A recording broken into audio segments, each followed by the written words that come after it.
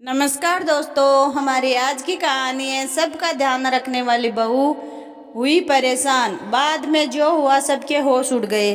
कहानी पसंद आए तो चैनल को सब्सक्राइब करें। रात को बिस्तर पर लेटे हुए मालिनी अगले दिन के कामों का जायजा ले रही है। कल दीदी मालिनी की ननद का जन्मदिन है। मैंने ऑनलाइन गिफ्ट भेजा है तो शायद कल तक पहुंच जाएगा। रूही मालिनी की बेटी के लिए कल उठकर पास्ता बना दूंगी कह रही थी। टिफिन में कुछ अच्छा बनाकर देना मुझे। रिचा मालिनी की बहन के साथ कुछ खरीदारी करने बाजार भी जाना है। मामा जी के बेटे की शादी है ना। मन में यही विचार करते करते मालिनी को नींद आ गई। अगले दिन उठते ही काम की लिस्ट तैयार थी। सबसे पहले उसने उठकर अपनी बेटी को स्कूल के लिए तैयार किया। उसके लिए अपने रोजमर्रा के समय से पहले उठकर पास्ता तैयार किया। जब बेटी स्कूल जाने लगी तो अपनी माँ को जोर से गले लगाया और बोली, मेरी प्यारी मम्मी, आप दुनिया की बेस्ट मम्मी हो। बस इतना सुनते ही मालिनी का मन खिल उठा और एक संतुष्टि हुई कि मैं अपनी बेटी को खुश रख पा रही हूँ। तभी उसको याद आया कि अपनी ननद का गिफ्ट पता करे और उसको जन्मदिन की बधाई भी दे। मालिनी अपनी ननद को फोन करते हुए, हेलो दीदी, आपको जन्मदिन की हार्दिक शुभकामनाएं। बहुत बहुत धन्यवाद भाभी, बहुत अच्छी साड़ी भेजी है आपने। मैं बहुत किस्मत वाली हूँ कि मुझे आप जैसी भाभी मिली। लव यू भाभी, मालिनी की ननद ने मालिनी से कहा। फोन रखने के बाद मालिनी बहुत खुश थी। उसको लगा कि चलो दीदी को साड़ी अच्छी तो लगी।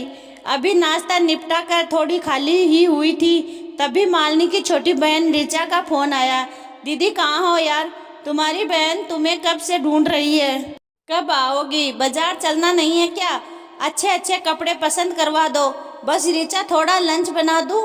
1 बजे तक पहुँचती हूँ, मुझे बाजार के चौक पर मिलना, मालिनी ने रिचा को जवाब देते हुए कहा। कुछ देर बाद मालिनी अपना काम खत्म करके रिचा को कपड़े दिलवाने बाजार चली गई। जब से रिचा बड़ी हुई थी वह अपनी बड़ी बहन के पसंद के कपड़े डालती थी। आज भी मालिनी उसे कपड़े दिलवाकर थकी हारी शाम को घर वापस आई। उससे पहले उसके पतिदेव घर पहुंचकर उसको 2 फोन कर चुके थे। जब मालिनी घर वापस आ रही थी तो उसकी पड़ोसन चंदा का फोन आया। हेलो मालिनी, क्या तुम मेरी आज एक मदद कर दोगी? पड़ोसन ने मालिनी से कहा। हाँ बोलो चंदा, मालिनी ने जवाब देते हुए कहा। हम लोग 2 दिन के लिए घर से बाहर आए हैं।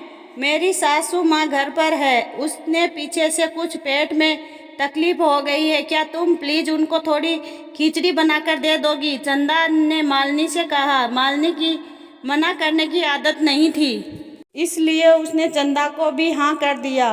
घर पहुंचते ही पतिदेव आगे से चाय बनाकर बैठे थे। उनको पता था मेरी पत्नी थक कर आएगी। मालिनी हड़बड़ी में घर आई और हाथ धोकर सीधे रसोई में चली गई और जल्दी जल्दी खिचड़ी चढ़ाने लगी। उसके पति ने उसको चिंता में देखा और उसके पास रसोई में आ गए और मालिनी से चाय पीने का आग्रह किया। मालिनी ने जैसे ही उनको मना किया तो उस पतिदेव बोले कि उनको ना सुनना पसंद नहीं है। मालिनी उनके पीछे पीछे चाय पीने के लिए चल पड़ी। मालिनी का चिंता युक्त चेहरा देख कर उसके पति ने कहा, जब तुम थक हार कर बाजार से आई हो तो चंदा को मना कर देती। नहीं, किसी की मुश्किल वक्त में मदद करनी चाहिए, मालिनी ने पतिदेव को जवाब दिया और आगे बोली। बस आज सुबह से भागदौड़ हो रही है ना, इसलिए चिड़चिड़ा गई हूँ। अगर सबको खुश रखोगी तो खुद हमेशा दुखी ही रहोगी। मालिनी, किसी की मदद करना या खुश करना गलत नहीं है, परंतु यह सब अपनी तबीयत को ध्यान में रख कर करना चाहिए। ज़्यादा खुश करते रहने से सबकी अपेक्षाएं आपके प्रति और बढ़ जाती है, इसलिए जितना हो सके उतना ही करो। अपने तन और मन पर ज़्यादा भार मत डालो। पतिदेव ने मालिनी को समझाते हुए उसके हाथ में गरम गरम चाय का प्याला दिया। तभी उसकी ननद का फोन आया और बोली, भाभी साड़ी वैसे तो अच्छी लग रही है, परंतु उसका रंग थोड़ा हल्का लग रहा है, वापस कैसे करें? उसकी बात सुनते ही बाद मालिनी फिर से उदास हो गई और बोली, अब गिफ्ट वापस करो। उफ, मालिनी बिल्कुल बदली तो नहीं, परंतु दूसरों को हर बात में हाँ करना उसने काफी कम कर दिया। एक दिन ऐसा आएगा, धीरे धीरे उस पर पतिदेव का असर हो ही जाएगा। दोस्तों, मालिनी अपनी दिनचर्या में क्या बदलाव कर सकती थी कि वह इतनी परेशान ना होती?